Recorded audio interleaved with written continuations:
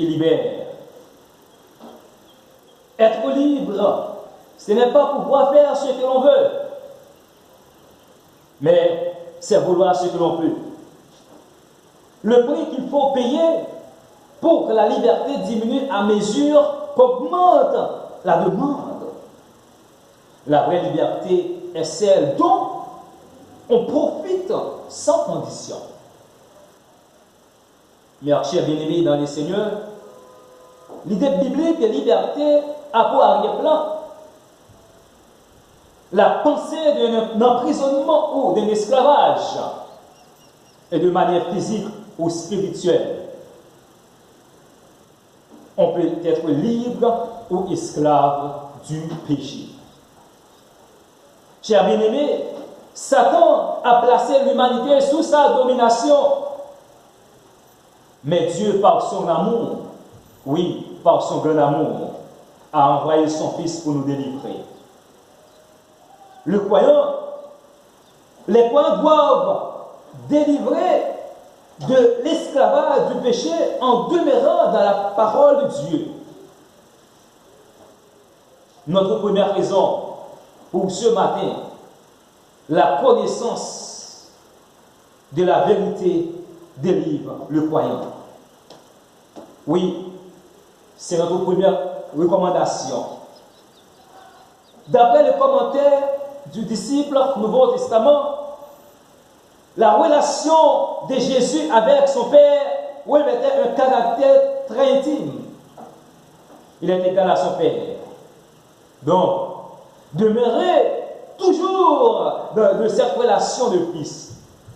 Car la vraie liberté chrétienne est donc le pouvoir faire la volonté du Père. C'est un avant-goût de sa plénitude en demeurant dans sa parole. Il dit, le vrai croyant connaîtra la vérité. Jean, chapitre 8, versets 31 et 32. Jésus nous montre comment distinguer une foi réelle d'une foi factice. Il faut demeurer dans la parole de Dieu. Donc, dans la persévérance, c'est la manière, ou bien c'est la marque de la vraie foi. Un vrai chrétien doit pratiquer toujours la parole de Jésus. Il doit chercher à mieux la comprendre. Un vrai chrétien doit mener une vie fidèle d'après l'enseignement de Jésus. Petit B, le faux croyant est esclave du péché. Jean chapitre 8, versets 33 à 35.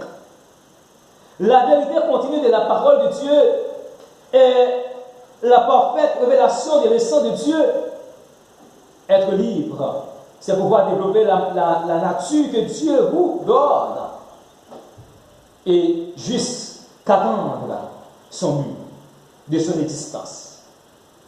Conformément, Jésus insiste ses auditeurs à persévérer dans sa foi.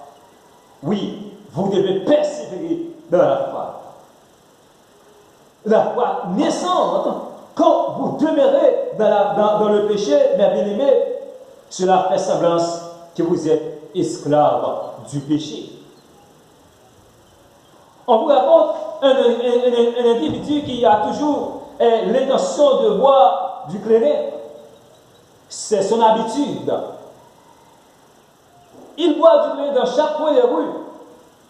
Un beau jour, étant donc sous l'effet de l'alcool, il chantait et écrasait la bouteille. Et les passants le ridiculisaient. Mais une fois revenu dans son bon sens, il achète une autre bouteille et continue dans sa même voie pour la simple et bonne raison. Cet homme, oui, il était l'esclave de l'alcool. Quand on vient à Jésus, on reçoit de lui la vie éternelle. Et cette vie vous rend libéré de l'esclavage du péché. Lisez toujours la parole du Seigneur avec un esprit de discernement pour pouvoir être libéré du joug esclavagiste du péché.